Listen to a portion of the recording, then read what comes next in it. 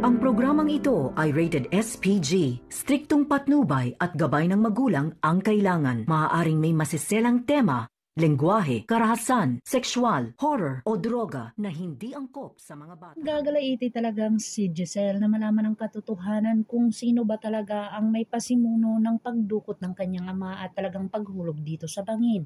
Dito na nga pinakuhanan niya ang mag-inang si Moira at saka si Zoe ng fingerprint na kung saan talagang lalabas na ito kinabukasan. Dito na nga ay talagang nalaman niya pa na talagang may ginawa itong si Dr. Carlos Pinetes dito sa kanyang ama dahil sa talagang mga inspeksyon niya dito.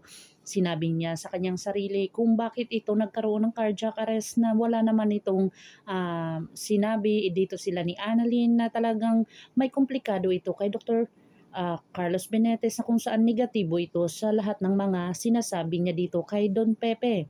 Dito na ay pinagtataka ni Giselle ang lahat ng mga nangyayari kung saan talagang may ginawa itong si Dr. Carlos Benetes.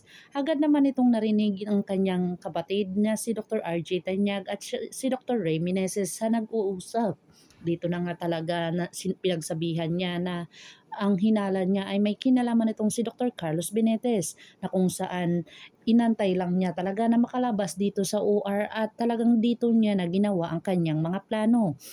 Ano kaya ang mga plano ni Dr. Carlos Benetes na kung saan nag-udyok ito kung bakit ginawa niya dito kay Don Pepe? Ito ang kanilang pinag-uusapan na kung saan hindi naniniwala itong si Dr. Carlos at talagang positibo itong si Giselle na may kinalaman itong si Dr. Carlos Benetes sa lahat ng mga pangyayari kung saan ngayon ay wala na siyang tiwala dito. Lalong-lalo na ngayon ay talagang si Zoe ay talagang binabalikan ng kanyang konsensya at si Moira naman ay talagang lumapit pa doon sa vigil event nila ni Dr. RJ Tanyag na lasing at talagang pinalayas ito ni Giselle. Dito na nga ay naglabas na ng resulta tungkol sa fingerprints nilang dalawa. May positibo itong isa dito kung saan ito nga ay positibong si Zoe dahil kinakabahan siya at lalong-lalo na talagang siya ang tunay na salarin kung bakit nahulog itong si Don Pepe at talagang nagbigay dito ng medical kit kay Don Pepe para ito ay makatakas doon sa dalawang magnanakaw at talagang makatakas dito kay Balahadja na kung saan itatakas at tutulungan niya nga itong si Don Pepe. Pero ito nga ay nag-udyok ng paghulog ni Zoe dito sa kanyang lolo at talagang bumabalik sa kanyang konsensya sa ngayon.